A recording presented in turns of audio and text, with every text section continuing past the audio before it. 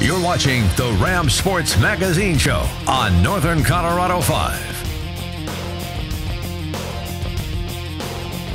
The Rams are coming off an emotional victory in the Rocky Mountain Showdown, so we caught up with the players and coaches to ask them questions about it and to preview what's going on this weekend when North Dakota State comes into town.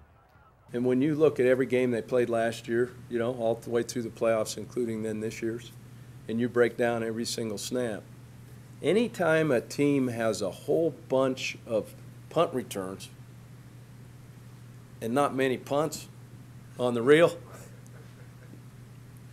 you go, oh my gosh, what's going on here? Okay, so I think that speaks volumes for who they are. And they take pride in that. I'm sure, you know, their head coach, who obviously comes from great lineage, you know, you can tell that's driven, and they play that way. And so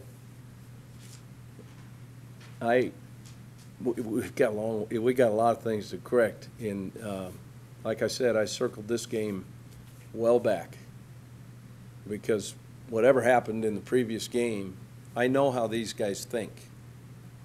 I've been on that end. Okay, they got a chip on their shoulder, number one. They're a national championship team that understands how to win and what it takes to win. And they're here to take what is yours. And until you change the way they think because of your actions and how you play the game, it's going to be a long day. I guess my main concern is, what are they going to do today in practice? It's not about them. It's about us. It's about what we do and what are we satisfied. If we're satisfied, we're in for a long Saturday. And we should not be satisfied with anything because we won a game. And quite honestly, I expect to win that game. And we should expect to win that game. Still, Rams players feel good about how they played, and they feel it's a direct reflection of how Coach McWay has changed the culture at CSU. This year we felt together like we were a family, and we knew that in the end we would pull it out no matter what. We felt closer than ever, and no one for once hung their head low. We were down 14-3, I think, at one point in the game, and no one was like, well, here it goes again. We were all like, okay, guys, it's time to get it done now. It's time to buckle down and believe in each other and really go after these guys. You know, I feel like last year when it was 14-3, we would have folded like a piece of paper, man. But this year, like I said, Coach Mack prepared us so well for the game that he told us that it was going to be a boxing match. You know what I'm saying? We already had cut him. So he just wanted us to finish the cut, and that's what we did. So yeah, in the CU game, even when we were down, there was a sense of wasn't any panic. We all knew that what we had to do, and we knew that we still had a chance to win the game. That's something I experienced at West also.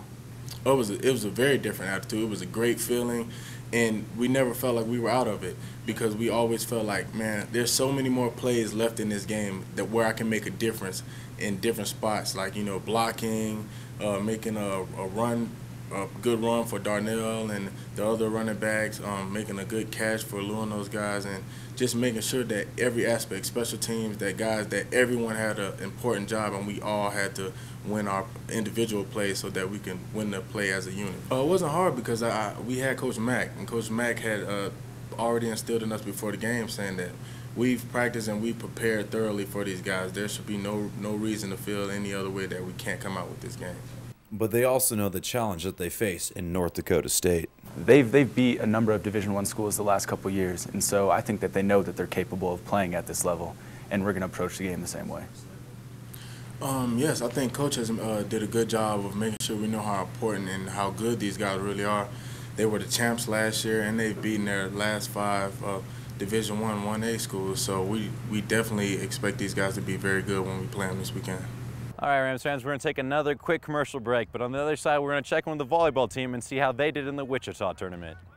You're watching the Ram Sports Magazine Show on Northern Colorado 5.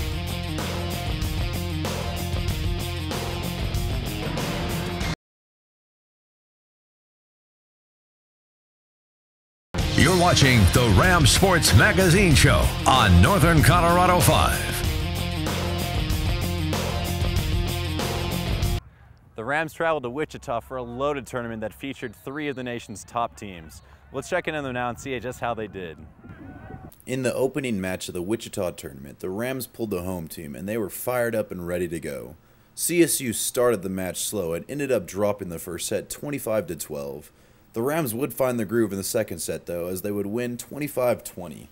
The Shockers' outside hitters got hot, though, and took over in the last 2 sets to lead their team to a 25-20 and a 25-19 victory. This marked the first set and the first match that the Rams had lost all year. In the second match, the Rams went up against number 14th ranked Tennessee, and it would prove to be an epic match. In the first set, the Rams would come up just short, dropping it 22-25. They would have their revenge in the second set, though, as they came storming back and would win 25-23.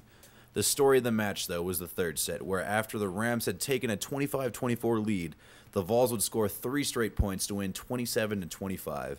CSU would show true heart, though, as they would answer back in the fourth set with a 25-22 win. In the winner-takes-all fifth set, the Rams would take an 8-7 lead into the switching sides, but the Vols would answer with 6 straight points and seize control before ultimately winning 15-11. In the final game of the tournament, the Rams would take on BYU, and though it looked good starting out, this one would turn out ugly quickly. The Rams would win the first set 25-21, but the story of the match was the second set when BYU simply took over, winning 25-12. BYU would go on to win the next 2 sets 25-21 and 25-16, handing the Rams their first 3-game losing streak in years. The Rams took their 3-game losing streak back home with them, where they had unranked Oklahoma waiting for them. The Rams seemed to continue with their struggles the first 2 sets as they split them, winning the first 25-23 and then losing the second 21-25. The third set, the Rams would find their groove, though, as senior Daniel Cranston simply took over, setting career high in kills with 19 and points with 24.5. With the win, the Rams improved their home winning streak to 13, which is the 5th longest in school history. Head coach Tom Hilbert was pleased with the way his team responded and seemed to finally find their edge again. You know, it's interesting. The first 2 sets were similar to the sets we were playing the last few days prior to this. You know, we couldn't generate very many kills from outside hitting. And then we got better at it in the last 2 sets, and we kept our errors down, and we got more kills. And you know, OU struggled a little bit. And you know, the first set was really very, very important in this match because we win it as a 2-pointer. They had more kills than, we had more kills than them, but they had a better percentage than us. I think the difference may have been in missed serves, just in that match. But for the most part, you know, this was a much better effort by us. We did some fun things serving. I thought Izzy served the ball extremely well today. We got 15 blocks, so did they, unfortunately, but 15 blocks is good for 4 games, and we're getting back into the blocking thing. And the blocking was the difference in set 1, set 3, and set 4. And then you had some interesting performances. Dana started out slow, ends up hitting 250.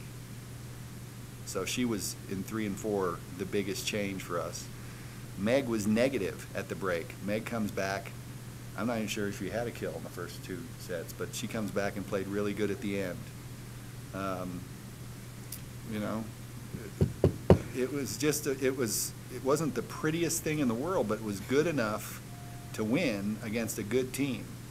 And you know, that's what I like to see, and hopefully we can build on this. I don't know. I think this weekend it was just kind of hard for me to manage out-of-system stuff, and I need to get a better gauge on when I need to get a kill and when it just needs to be put in to keep us alive. And I think talking with Tom and being in close communication with Brooke the whole game about what's open, what I can do with balls that I this weekend would have either hit straight into the block or out, what else I can do with them. So I think that helped a lot, is just keeping us alive instead of like purposely giving the other team a point by trying to get a kill, which isn't there. I think there is probably, our doubts a little bit, but I think just having our practice this morning and coming back, we knew that we couldn't take the last few days into today, and every day is a new day. So I think our confidence was up and we brought our game. All right, Rams fans, we're going to take one last quick commercial break, but don't go anywhere, because on the other side, we're going to check in with the players and coaches and preview this weekend's game against Pepperdine. You're watching the Ram Sports Magazine Show on Northern Colorado 5.